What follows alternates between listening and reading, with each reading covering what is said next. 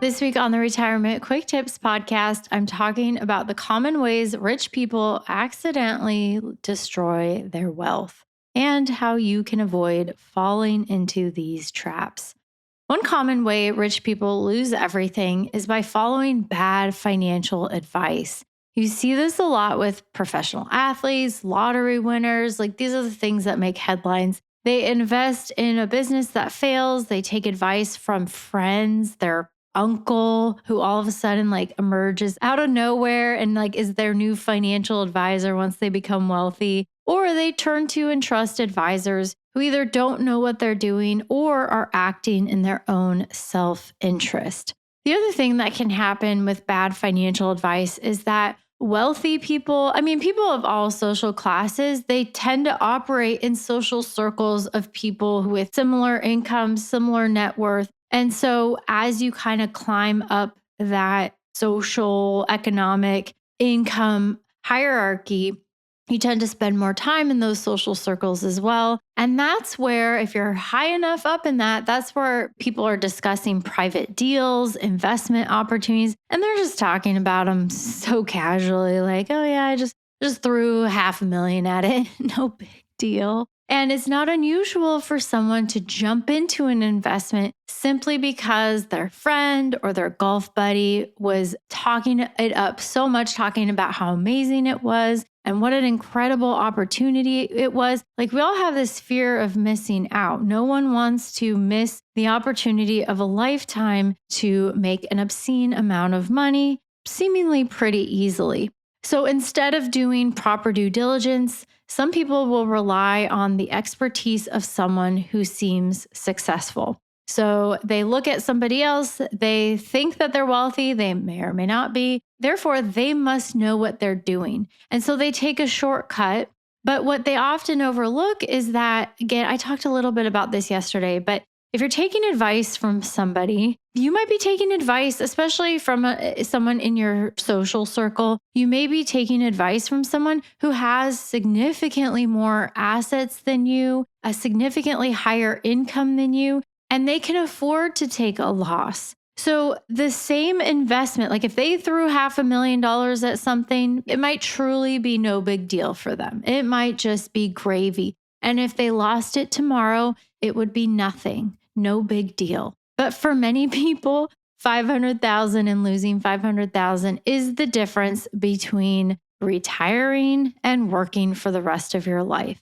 So if you make these investment decisions based on the advice that someone is providing to you or looking at what you're seeing your friends and your family or somebody else in your social circle do, you want to be very careful that you're taking financial advice from someone who is actually experienced, competent, knowledgeable, has your best interest at heart, preferably not your rich uncle. Because everybody has a rich uncle who they take their strategy and their framework for getting wealthy and they try to apply it to their lives, and it just doesn't work out.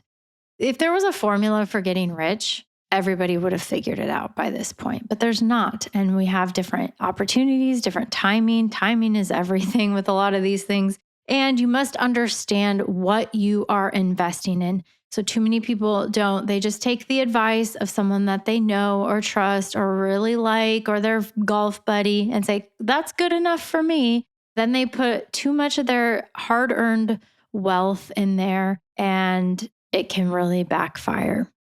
So here's what I recommend.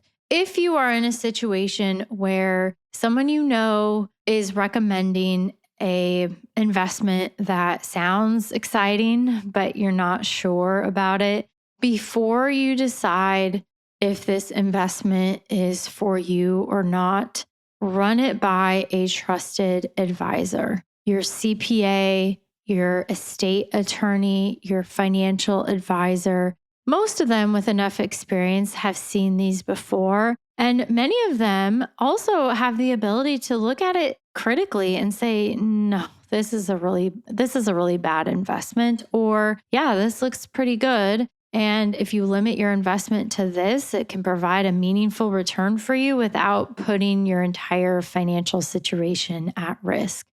Now, too often though, what'll happen, and this happens with me and some of my clients historically, is they will have made up their mind already.